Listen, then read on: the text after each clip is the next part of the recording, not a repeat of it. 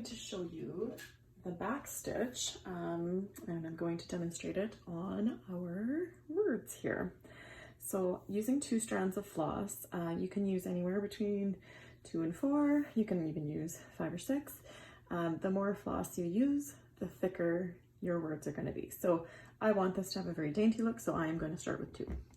Okay, so starting at one end or the other, you're just going to come in, bring your thread up, and then you're going to go down through your work. Now, the key to getting your letters to look nice is to have fairly small stitches, especially around corners.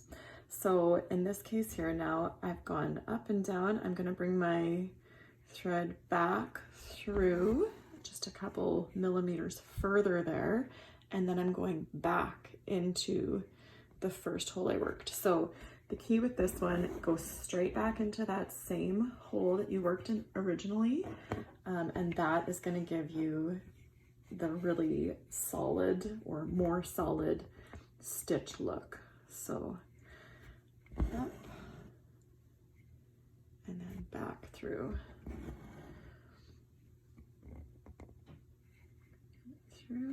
And the key I have found with all embroidery, especially lettering though, always work right into the center of your lines to make that shape that you have drawn on there.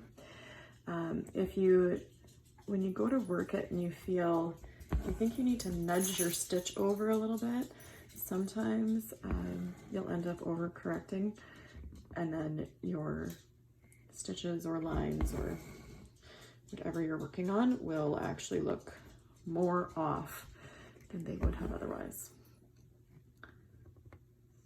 So the back stitch is a very basic stitch.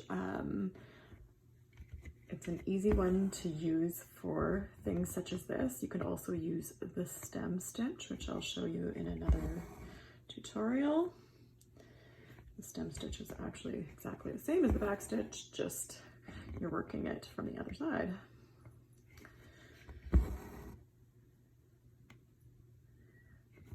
Okay, so just keep on going.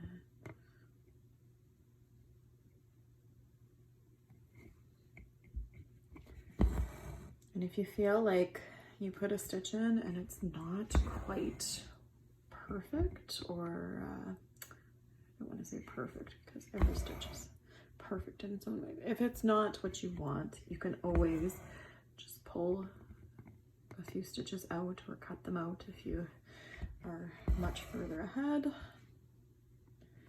I've done that before on letters, especially if afterwards I look at it and say, nope, that is not right. I'll go back and fix them, but I guess it depends on how picky you want to get.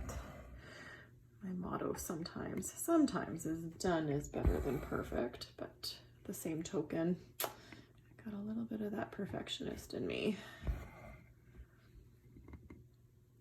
So yes, as I mentioned, when you're going around corners and stuff, especially tighter corners, if you're working smaller words and things, the smaller your stitches are, the more shape you will get in your letters. So, and one thing too, with all stitches in most fiber crafts, your tension is important. So my suggestion is don't pull them super tight. Obviously you don't want to have, oh, actually, can you see that? I've got a little gap there. I'm going to pull that out and redo it. So I just unthreaded my needle and used the needle itself to pull that through. Yes, tension is very important. If you pull things too tight, you'll notice that your fabric starts to pucker. And oftentimes you can stretch your fabric on the hoop or however you're mounting it, but there will be times that it's going to be harder to get those puckers out. So I suggest don't pull them super tight, pull them snug, but not like you can see right here. If you pull it super tight, you can see it just starts puckering right away.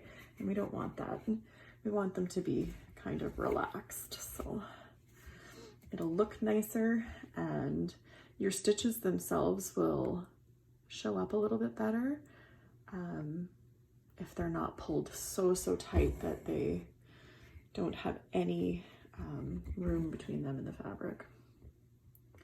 Obviously don't leave them loose, but just, you know.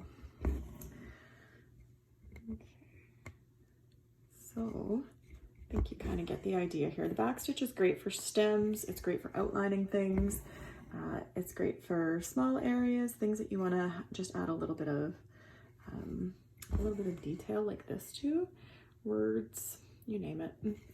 So you can also use the back stitch before you do something like a satin stitch to pad the shape, and that will give that shape a little bit more depth. So feel free to try it in different ways and see what you think.